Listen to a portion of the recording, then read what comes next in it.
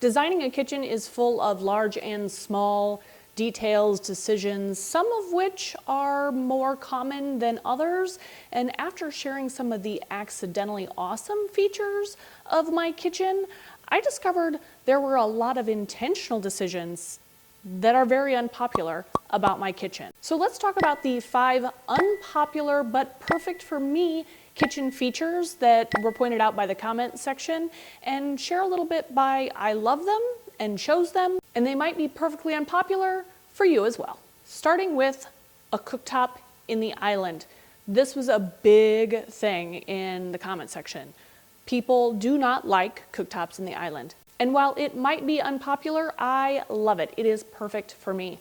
I used to get frustrated at having family on a day-to-day cooking basis, or when we had large gatherings over. I was always cooking or finishing something up when people were over, and my back was always to them because my stove always faced a wall. Very unsocial.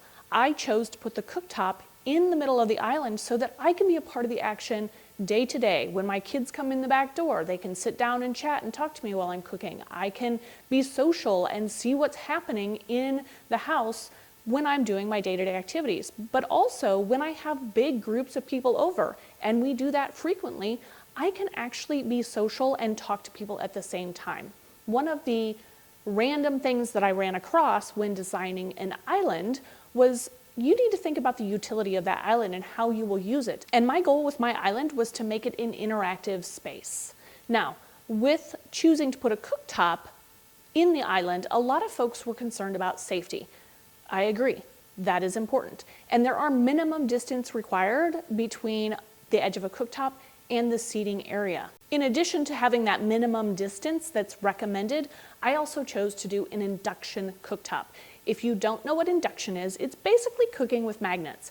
And the beauty of it is that if the stovetop does not have the right type of pan, if the cooktop does not have the right type of pan on it, it'll shut off, or it will at least start cooling down. So even if I forget to shut the stovetop off or the cooktop off when I'm turning to dump the hot pasta water or whatever, and a little finger reaches over and tries to touch that burner, it's already cooling off. So the severity of burns can be minimized. Not saying that you should walk up and touch your induction cooktop, but if you do, it's already gonna start cooling the minute it doesn't have the right type of pan. Hands down, would absolutely do a cooktop in the island again so that I can enjoy the social aspects while still being safe. Which leads us to the second and really controversial decision of no vent hood. My goal was to be social. Having a vent hood right in front of me while cooking kind of negates the goal of that. Now with no vent hood, that comes with a couple challenges. Smells from when you're cooking and ventilation associated with that. The vent hood is there to pull the smell out, to pull the grease out, to get all of that stuff out of your space. I made the decision I did knowing behind me, big window, to the side, big window, in front of me is a big window, and also in front of me is a vaulted ceiling. So there's plenty of air movement if I need it. I just open a window, I turn on a fan. But I know about my cooking style is I'm more of a bacon in the oven kind of girl. I don't do a lot of stir fry or other really high splatter type of cooking. If you do high splatter type of cooking, maybe this isn't the right choice for you, but it works out really well for me. Now that we've gotten the top 2 unpopular choices out of the way, let me share 3 more, and we'll wrap it up with a couple more that you might not even know to love or hate in my kitchen choices. The third unpopular decision was the wide aisle. I unintentionally did a wider than 48-inch aisle. I have a large family. There's a lot of movement. We always seem to have multiple people in the kitchen at any given point in time. So I knew I wanted at least that 48 inches. Now, I ended up with a 53-inch aisle just by fluke, and I love the extra space. But there are folks out there that thought this was a terrible idea. To have wider aisles means it's more inefficient for one cook, and that is true to some extent. But it still only takes me a couple steps to get to any main point in my kitchen, and when I have 1,000 people in the kitchen with me, nobody has to touch anybody. But those wide aisles are a hot topic, And it might not be for you if you never intend to have a lot of people in your kitchen the way I do. The fourth thing that people didn't like that I intentionally chose to do in my kitchen was square corners. The number of ouch comments about the square corners or the squared off countertops was amazing to me.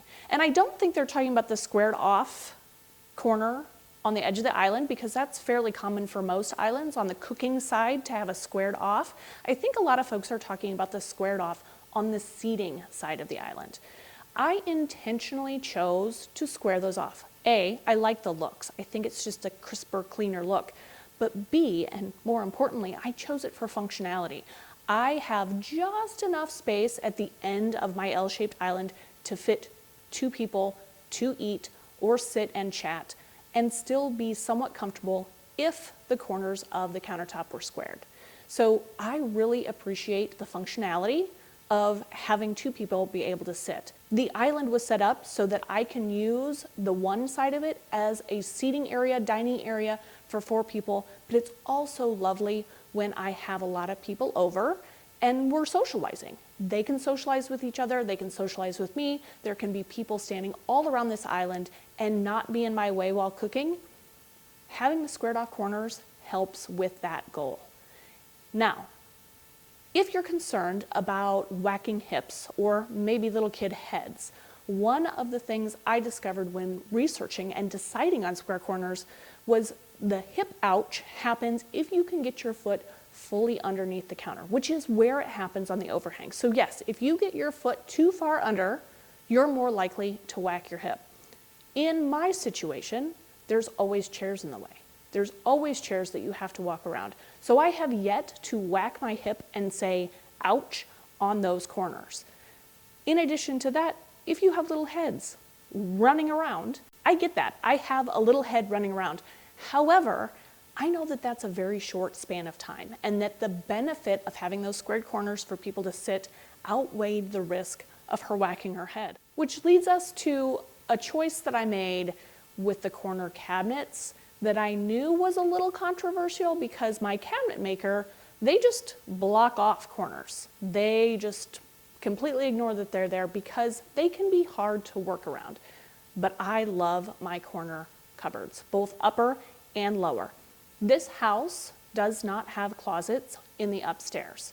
We took them all out intentionally, and we did a lot of hard, difficult rearranging things like moving the stairs in this house. But one of the things that we could not figure out how to do was to rearrange this kitchen so that we could have a walk-in pantry. And without that pantry, I needed to maximize all the storage I have. So in my research on corner cabinet solutions, I discovered staggered half shelves in that corner cupboard. It is perfect for all of my tall and small appliances to fit.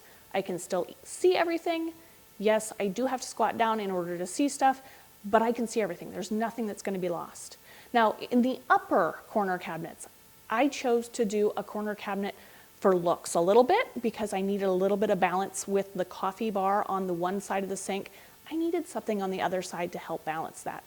But one of the things I did not do with the upper corner cabinets is make a big, bulky cabinet.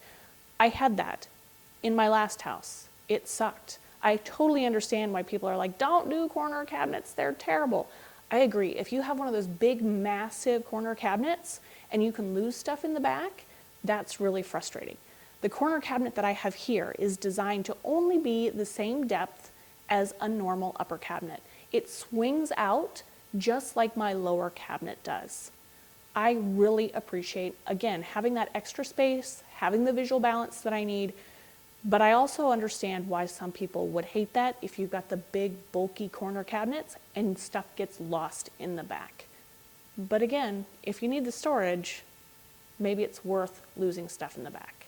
If you've made it this far through the 5 perfectly unpopular things that are in my kitchen that I chose to do, congratulations. I'm going to tell you 2 more things that I chose to do that you don't even know to hate yet. Number 1, I intentionally designed a broom cupboard. Yes, I did that. In case you missed it a minute ago, I don't have any closets in the upstairs. I still have messes though. So I needed some place to put my broom and my cleaning supplies and the rags and all the other stuff that goes with keeping a kitchen, dining, living room space clean. And it's beautiful.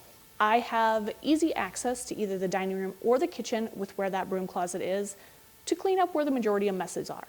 I love having the sprays and the rags right across from the largest countertop space I have to clean.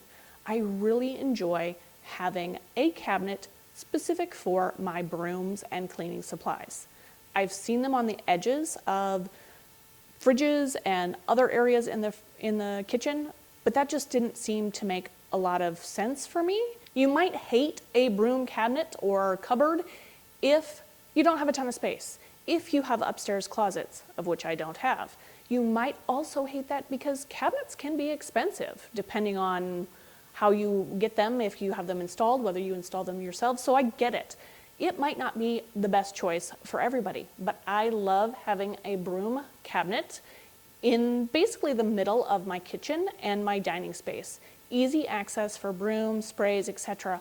on the most used, most dirtified, is that a word? Spaces in my home. In addition to doing a broom cupboard, I also made the unpopular decision to split my fridge and my double ovens. I have an L-shaped kitchen. Most L-shaped kitchens will stick the fridge and the ovens next to each other to help save room, and so you don't have this big bulky wall of cabinets. I chose the big bulky wall of cabinets.